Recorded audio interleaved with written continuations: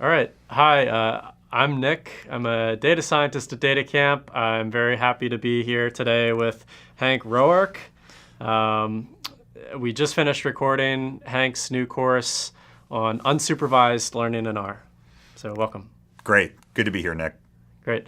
As per usual, I've got some questions that I would like to ask Hank today. The first of which is familiar to everyone who watches DataChats. I always like to start off with a question around what label you associate with. Data science is a very broadly defined field. I'm curious if you identify as a data scientist or something maybe more specific like a statistician, a data analyst, a hacker. So which of those and why? Yeah, so I think I primarily associate with the data scientist label right now, and to your point, I think it's a very broad field that can be very encompassing, right, to everybody that makes decisions based on data. So the reason that I feel like I correspond to that is because I'm talking to the ground too. That's okay. Okay, so the reason I feel like I correspond to this is, I have a background in physics, so that was my education, and doing this work of doing modeling and doing machine learning and doing data science feels a lot like doing physics, where you've got just a pile of data and you're trying to make hypotheses and models based on that data. And that feels a lot like science to me. So I associate with the data science label. Okay, interesting. So you really emphasize the science and the data science. Absolutely. Yeah. Absolutely. So, yeah. Great. Actually, I'm curious. Actually didn't even realize you come from a physics background. But in contrast to many of the people that we work with who are like university professors, you've had a long career in what many people might call industry, which just means outside of university Not setting. in it. Yes. So maybe you could just kind of walk us down the path of how you got from a degree in physics to the various places that you've been throughout your career. It's a great question. So, I was working on a PhD in physics and made it a year in and decided that I liked not being broke more than I liked physics. So I went into industry and actually spent 15 years doing software. Huh. So doing software development, eventually architecting large software systems and leading teams. And after about 15 years, I was like, I'm ready for a change. So what languages were you writing software in? C, C++, Okay. Java, Prolog. Pretty low level stuff. Yeah, lots of stuff. Yeah, Okay. yeah, eventually lots of web applications, but it was doing some real-time systems along the way. Okay. And yeah, it was Okay. fun. Yeah. Cool. So after 15 years, I decided it was kind of time for a change, Yeah. and had a really great opportunity. I was working at John Deere at the time, and they needed someone to lead up their efforts about how to apply all this data that was coming off of their machines to make more value for their customers. And they said, hey, we need a guy for it. And I said, I'm your man. And that's how I got started. Really interesting. So what was the transition like writing software to now using software to interact with and analyze data? It was a learning experience. Yeah. Dealing with larger and larger volumes of data just required learning a lot more skills and a lot more techniques that were around. Plus, for me, a lot of my stuff had been in these low-level languages or building web applications. So I had to learn all of the stats and machine learning and all of the programming languages that were kind of popular, right? R and Python and all those types of things. So, but a great environment and a good place to experiment. And but I was able to bring the background I had about answering hard problems to the data problem, right? Yeah. So that it translated pretty easily. It's really interesting. So I imagine that many DataCamp users, certainly not all, but many DataCamp users are making a similar transition. So I think we even had a blog post recently about how to make the transition from web development to data science.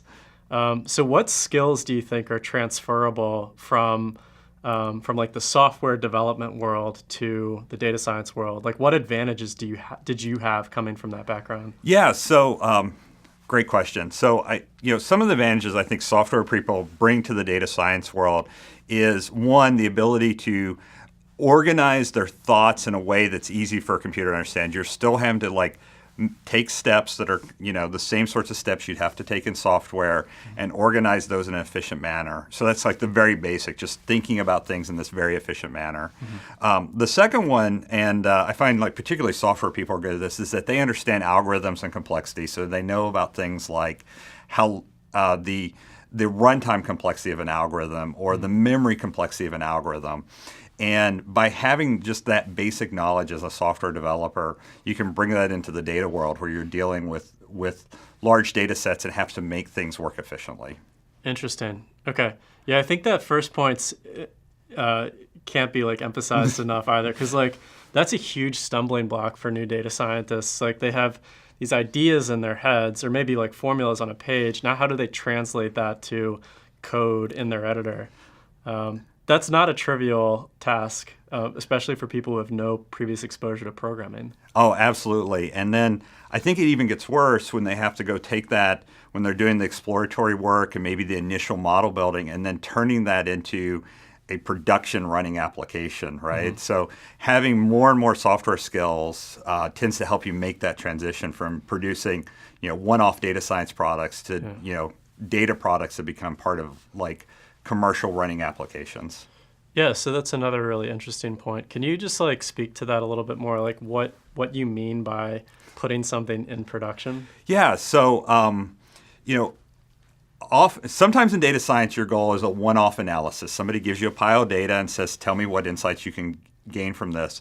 But more and more these days, it's about embedding those insights into an automated system, all based in software, and presenting those results to an end user or maybe just a computer, but presenting them in a way that they can then go take action and make decisions on them. So that's what I mean by about going to a production environment. Interesting. So yeah, taking your models and moving them out, putting them in a place so that the models can make predictions in real time, and either and then the appropriate action can be taken based on what the models say. So that may be like a data product that your company is building for use by consumers, or maybe it's building dashboards that like people within the company can use to make decisions. Yeah, those are two great examples, right? External data products, but also those types of data products are used in credit card fraud transactions now, right? Or so there's lots of internal use cases and external use cases in industry. So I make a purchase on my credit card. I just got back from a trip to Las Vegas, so I make a purchase on my credit card, maybe a little bit more than Capital One is used to seeing. I get an email about it.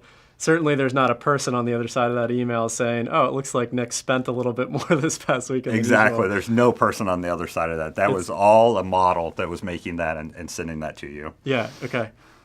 Very cool. So maybe continuing along that journey, so you were at John Deere, you've been a couple of other places since then, and maybe you can talk about what you were doing and what some of the more interesting problems are that you've worked on. Yeah, I had a great opportunity presented to me to go join H2O.ai, which is a startup that specializes in machine learning for large data.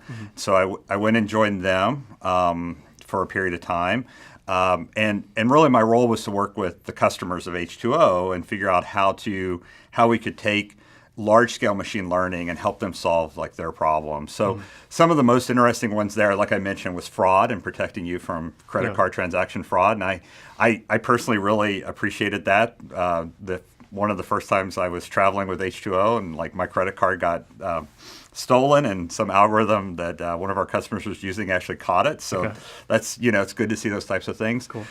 Also worked with folks in the healthcare industry, trying to work on things like preventing sepsis in hospitals and using machine learning algorithms for that. It's like severe infection? Severe infection, yeah. So those are some of the really great ones. It's where you're really, impacting, and benefiting society as a whole. So yeah. Okay. So after H2O, I decided I really wanted to go back to some place that when you when you make something that you make, that you can kick it and know it's there. Yeah. My wife and I have always loved the Pacific Northwest, so I got an opportunity to join Boeing, and we moved to Seattle.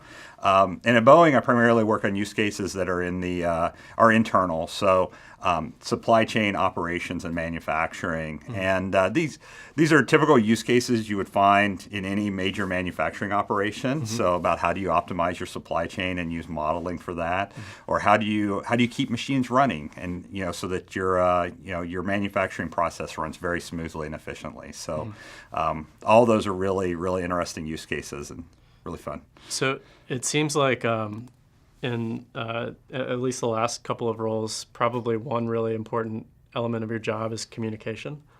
Because so at H2O, you are, I think, officially a customer-facing data scientist. I was a customer-facing data scientist at H2O, yeah. So what is the role of communication in being a good data scientist? Yeah, so that's a great question. Let me think for a minute.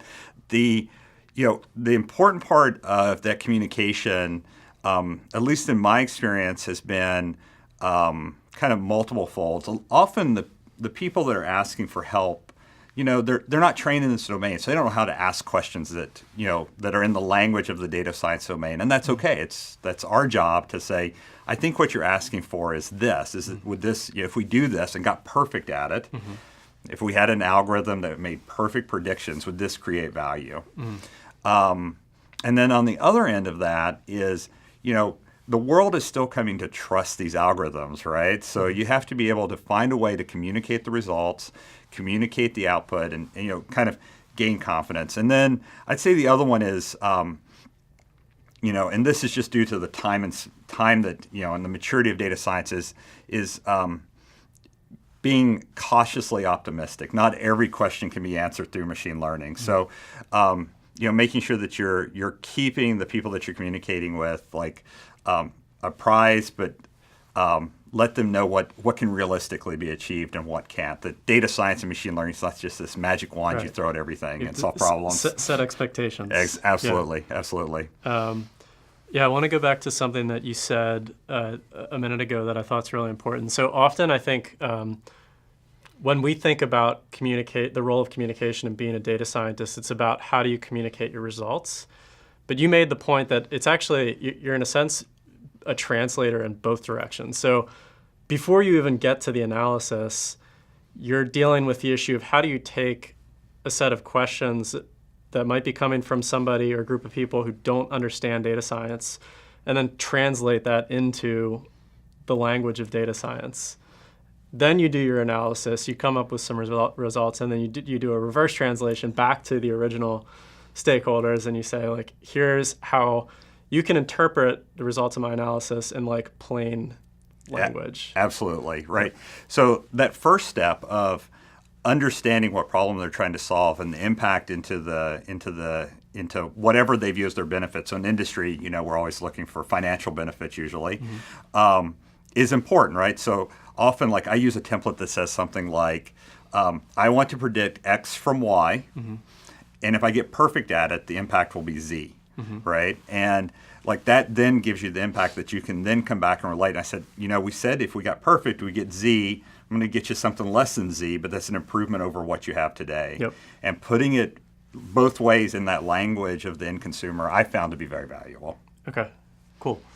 All right, so you've spent most of your career outside of university.